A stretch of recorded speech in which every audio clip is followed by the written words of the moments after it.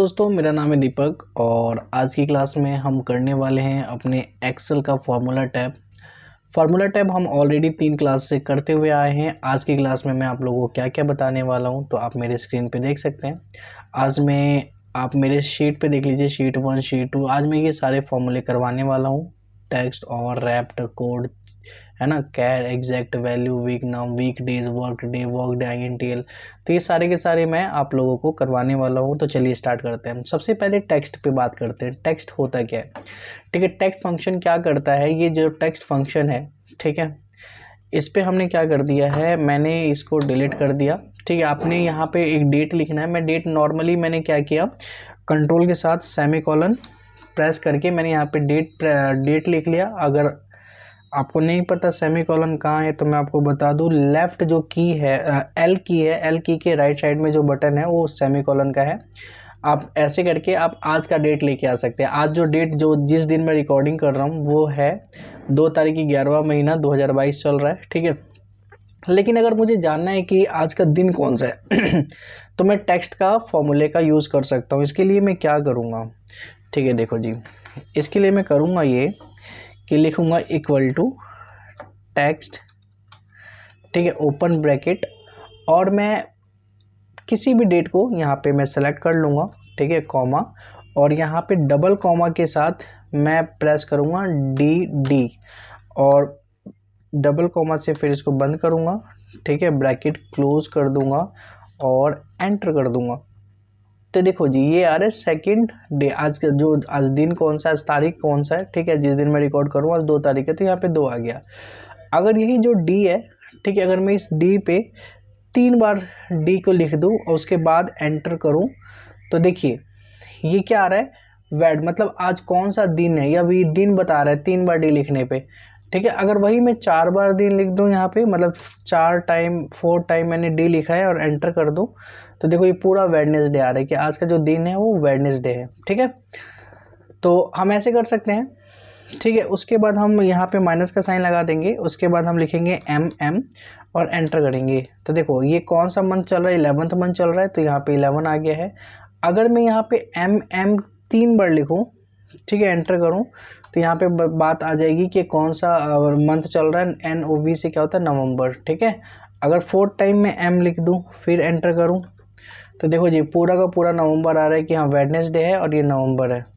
ठीक है, वैसे फिर से मैंने हाइफन ले लिया और मैंने YY लिखा और एंटर किया तो ये 22 जो ईयर चल रहा है अभी 2022 चल रहा है। ठीक है, अगर 3 बार मैं YY लेता हूँ, ठीक है, तो ये पूरा दिखाई दे रहा है 2022। तो ऐसे करके हमें जो भी चाहिए, जो भी जानना है, आप टेक्स्ट फॉर्मूले का यूज़ करके आप इसे जान सकते हो। ठीक है, तो ये था हमारा टेक्स्ट फॉर्मूला। आपको कैसे क्या जानना है वो आप पूरा का पूरा ऐसे करके जान सकते हो। अब बात करते हैं और फॉर्मूले का। ठीक है, और से पहले मैं आपको रैप्ट बता देता हूँ। रैप्ट क्या होता है, देखो जी यहाँ पे लिखा हुआ है HA, हा लिखा हुआ है, और यहाँ पे फॉर्मूला यूज़ किया गया है रैप्ट ओपन ब्रैकेट B5 जिसमें हा लिखा हुआ है और 8। इसका क्या मतलब हुआ, जैसे मैं दोबारा से यहाँ पे आप लोग को करके बता देता हूँ। यहाँ पे लिखा हा मैंने, ठीक है, यहाँ पे मैंने फॉर्मूला यूज़ किया इक्वल टू रैप्ट का ओपन ब्रैकेट, और मैंने यहाँ पे टेक्स्ट को इसी को हा को सिलेक्ट किया, कॉमा। मैं चाहता हूँ इसको कितनी बार रिपीट करना है, रैप्ट का मतलब होता है रिपीट। ठीक है, मैं चाहता हूँ इसको 10 बार रिपीट करना तो मैंने 10 लिख दिया। मैं चाहूँगा अगर 20 बार रिपीट करना तो मैं 20 लिख दूंगा। ठीक है, ब्रैकेट क्लोज एंटर। तो देखो ये 10 बार हाँ हाँ हाँ हाँ हाँ लिखा हुआ आ चुका है। ठीक है, किसी भी चीज़ को मैं इतनी बार रिपीट करवा सकता हूँ। ठीक है, तो यहाँ पे स्टार का साइन बना हुआ है और एक माइनस का साइन बना हुआ है। ठीक है, तो आप इन दोनों का खुद से ही आप रिपीट करवाइए, देखिए आपसे हो रहा है कि नहीं। ठीक है, यहाँ पे इसका आंसर भी दिया हुआ है। देखो जो स्टार को अगर मैंने 18 बार रिपीट करवाया तो ये स्टार 18 बार यहाँ पे दिखाई पड़ रहा है। वैसे ही माइनस का साइन अगर मैंने 10 बार रिपीट करवाया तो ये 10 बार यहाँ पे शो हो रहा है। ठीक है, अब यहाँ पे एक और मैंने यहाँ पे देखिए मैंने लिखा हुआ है, यहाँ पे सेल से दिया हुआ है। ठीक है, सेल्स को सबसे पहले मैंने कंडीशनल फॉर्मेटिंग कर लिया है। कंडीशनल फॉर्मेटिंग के बाद मैंने रैप्ट का यूज़ किया है। ठीक है, तो उतनी बार ये डंडी दिख रही है। मतलब मैं आपको बता दूं, जैसे मैंने यहाँ पे लिखा सेल, ठीक है, और सेल मैंने यहाँ पे कोई भी नंबर डाल लिया, मैंने यहाँ पे 85 डाल दिया। ठीक है, एंटर 36, एंटर 52। ठीक है, मैंने ये 3 ही डाला है बस। ओके, अब इन तीनों को सिलेक्ट करके मैं होम के अंदर कंडीशनल फॉर्मेटिंग पे गया। ठीक है, और यहाँ पे मैं चला जाता हूँ डाटा बार के अंदर। ठीक है, तो ये देखो मैंने डाटा बार में ब्लू डाटा बार पे क्लिक किया, कुछ ऐसा हमें दिखाई पड़ रहा है।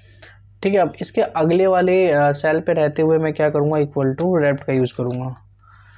ठीक है, रेप्ट। ठीक है, उसके बाद जो टेक्स्ट है इसमें मैंने क्या करना है, डबल कॉमा, और यहाँ पे मैंने ये दे दिया। ठीक है, इसके बाद फिर डबल कॉमा, ओके, और सिंगल कॉमा। ठीक है, और मैं कितना ये रखना चाहता हूँ, तो मैं ये रखना चाहता हूँ करीब 85, तो मैंने इसको ही सिलेक्ट कर लिया 85 को। ठीक है, और ब्रैकेट को क्लोज करके एंटर कर दिया। तो ये देखो हमें ये 85 यहाँ पे शो हो रहा है, यहाँ पे टोटल कितना है 85 है। ऐसे अगर मैं नीचे करना चाहूँ तो यहाँ पे शो हो जाएगा कि हाँ कौन सा कितना है। ये 85 दिख रहे हैं हमें डंडे, और यहाँ पे 36, यहाँ पे 52।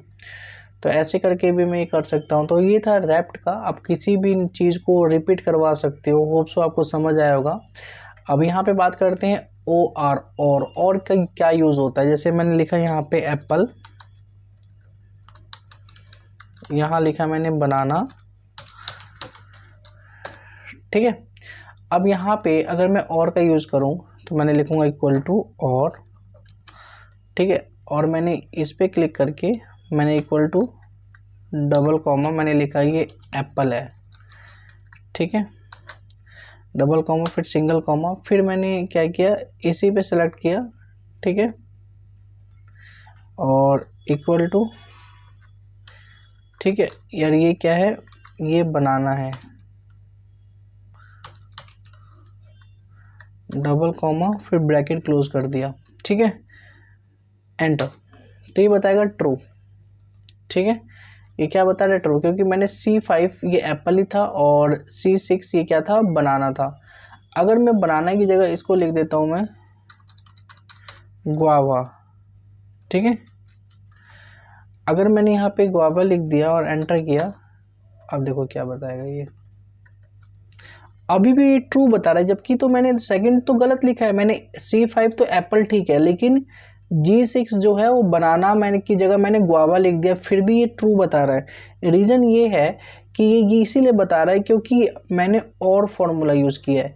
और फार्मूला का मतलब होता है दो में से एक भी हो ये सही बता देगा। जैसे मैंने बोला कि ये एप्पल है या ये बनाना है, तो ये एप्पल तो है ना, ये तो मैंने सही लिखा था एप्पल, और ये बनाना नहीं है, तो एक चीज़ भी अगर सही होगा तो ये ट्रू बता देगा, और दोनों ही गलत हुआ। एप्पल की जगह मैंने लिख दिया, ठीक है, मैंगो। ठीक है, अब ये देखो फॉल्स बता देगा। रीजन क्या है, दोनों ही गलत हो गया। और सेकंड वाला अगर मैं सही करता, गुआवा की जगह मैं बनाना लिखता, तो ये सही बताता। देखो एंटर कर दिया, तो ये अभी भी ट्रू बता रहा है। कोई सा भी एक सही हो जाए ये उसको ट्रू बताने लग जाएगा, कोई गलत होता है तो फिर उसको फॉल्स बताने लग जाएगा। दोनों ही गलत होने पे ही फॉल्स बताएगा। अब बात करते हैं कोड और कैर की। क्या होता है कोड और कैर? ठीक है, मैं यहाँ पे लिख देता हूँ कोड, ठीक है, स्लैश कैर।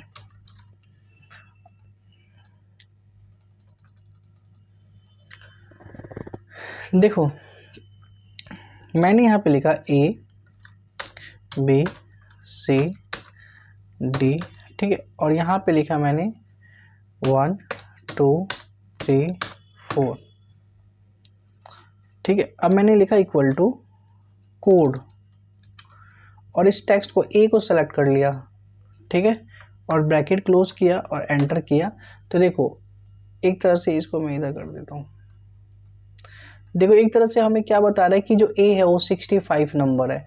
मतलब कि एक्सेल अपने आप से किसी भी अल्फ़ाबेटिक्स किसी भी कैरेक्टर को अपना एक नंबर दे देता है। तो A को क्या नंबर दिया 65, B को क्या दिया, C को क्या दिया है, तो यहाँ पे दिखाई पड़ेगा ये 66 67 68 है। ठीक है, और ऐसे ही इसने कोड दे रखा है 1 2 3 को भी। मतलब 1 का जो कोड है वो 49 है, 2 का कोड है जो 50 है, और 3 का कोड है 51 है। ठीक है, तो होप सो आपको समझ आ रहा होगा कोड का क्या मतलब होता है।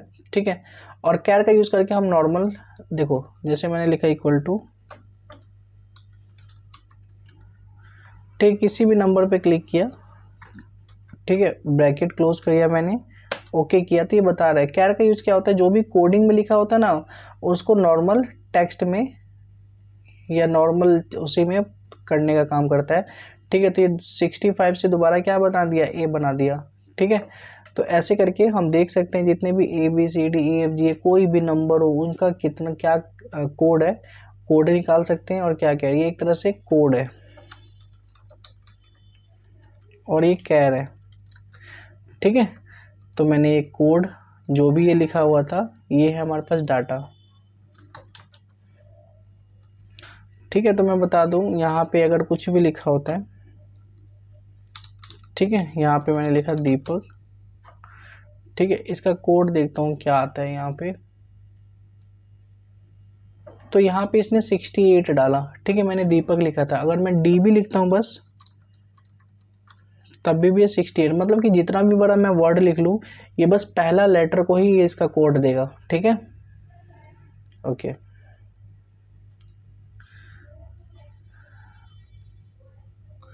चलो, तो आपको कोड और कैर समझ आ गया होगा कि एक तरह से कुछ नहीं है, बस एक तरह से कैरेक्टर का एक कोड देना और उसी कोड से दोबारा कैरेक्टर में चेंज करना कैर का काम होता है। और कोड कोई भी अल्फ़ाबेट या कोई भी न्यूमेरिक वैल्यू होता है उसको कोड में हम चेंज कर सकते हैं कोड से, और उसी कोड को फिर से कैरेक्टर में चेंज करना होता है कैर से। ठीक है, तो ये दो डिफरेंस है और कुछ नहीं है। बाकी मैं एक एग्जाम्पल और इंटरेस्टिंग सा दे, तो यहाँ पर मैं लिखता हूँ ILOVEYOU। ठीक है, देखो भाई मैं बच्चों से बहुत ही प्यार करता हूँ, जितने भी मेरे स्टूडेंट्स हैं। ठीक है, तो उनके लिए मैंने ये लिखा आई लव यू। ठीक है, और इस पे मैं दे देता हूँ कोड। ठीक है, तो जैसे ही मैंने कोड दिया मैंने ये टेक्स्ट को सिलेक्ट किया, ब्रैकेट क्लोज। ठीक है, और ये नीचे की तरफ मैं लेके आया, तो ये देखो ये इन सब का कोड दे दिया गया है। ठीक है, अब तुम ये कोड चाहे तो अपने फ्रेंड को दे सकते हो, अपने गर्लफ्रेंड्स को दे सकते हो। ठीक है, तो ये कोड दे के और सामने वाला पूछता भाई ये क्या है, तो उसे बोल देना एक्सेल में जाके कैर का यूज़ करके इसको दोबारा से कन्वर्ट कर लो, तुम्हें पता चल जाएगा ये क्या है। तो कैर का यूज़ करेंगे इक्वल टू कैर। ठीक है, इस नंबर पे क्लिक करेंगे, ब्रैकेट क्लोज। ठीक है, तो उनको पता चल जाएगा कि इस नंबर का मतलब आई होता है। ठीक है, ठीक है, तो ये बस नॉर्मली है। ठीक है, बाकी आप कोड में कैर में चेंज कर सकते हो, वही चीज़ है, उसको पता चल जाएगा जिसको भी ये सेंड करोगे नंबर। ठीक है, कि इसका क्या मतलब होता है। चलिए अब हम बात करते हैं एग्जैक्ट। एग्जैक्ट क्या होता है। ठीक है, तो जो एग्जैक्ट है ये कि अगर मान लो मुझे कोई भी, यहाँ पे मैंने नाम लिख दिया, यहाँ पे लिख दिया मैंने राम। ठीक है, आप भी अपने से नाम लिख दो, मैंने यहाँ पे कई सारे नाम लिख दिए हैं। इसी नाम को मैंने कॉपी कर दिया है यहाँ पे ना, एक इसका कॉपी। ठीक है, ये मैं कैसे कर रहा हूँ मैंने सब पहले की वीडियो में बता रखा है। ठीक है, मैं ज़्यादा टाइम लगाए बिना ये सारा का सारा मैं कैसे कर पा रहा हूँ, तो ये सब मैंने बताया हुआ, मेरी फर्स्ट या सेकंड वीडियो देखें उसमें आपको दिख जाएगा। अब देखिए, अगर मान लो ये दो नाम मैंने मैच किया, कोई भी दो डाटा को हम मैच करते हैं। ठीक है, उसमें कोई गलती भी होती है, जैसे मैंने मान लो कि जब मैं कुछ इसी के साथ मैं लिख रहा था तो ये पी की जगह मैंने ई डाल दिया था गलती से। ठीक है, और रोहित की जगह में डबल ई डाल दिया था। ठीक है, तो ऐसे मैंने गलतियां की थी। मयंक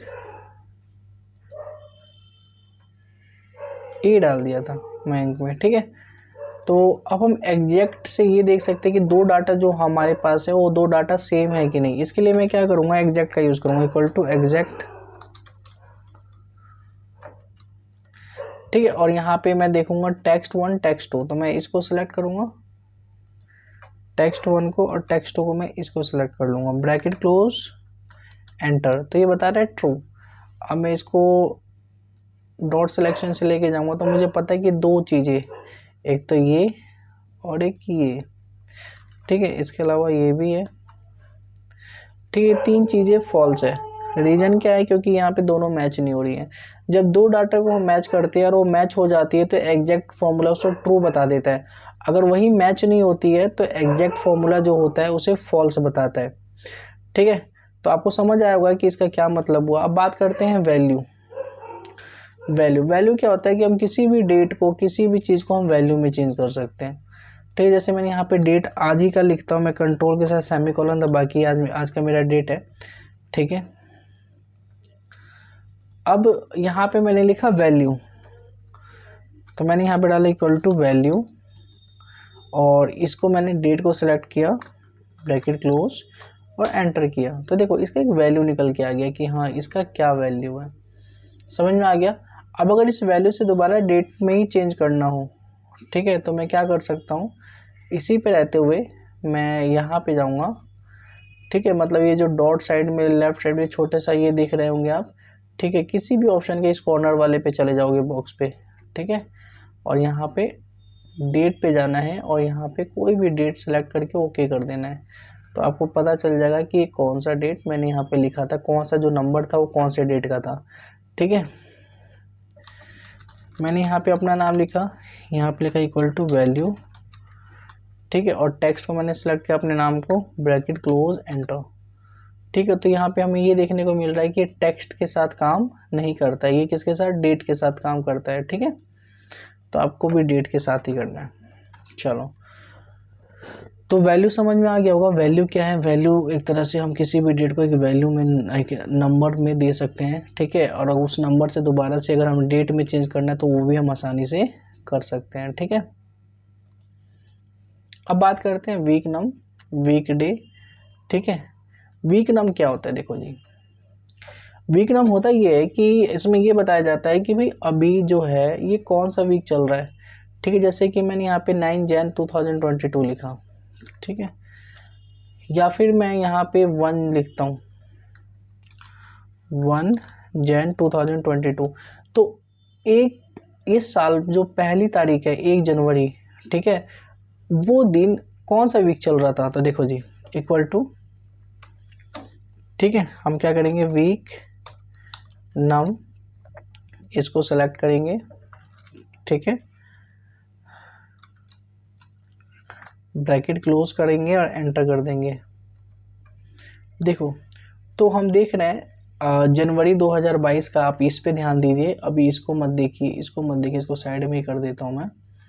ठीक है, तो इस पे देखिए 1 तारीख को कौन सा वीक चल रहा था, एक तरह से हमारा 1 जन को फर्स्ट वीक चल रहा था। ठीक है, अगर वही बात करूँ मैं,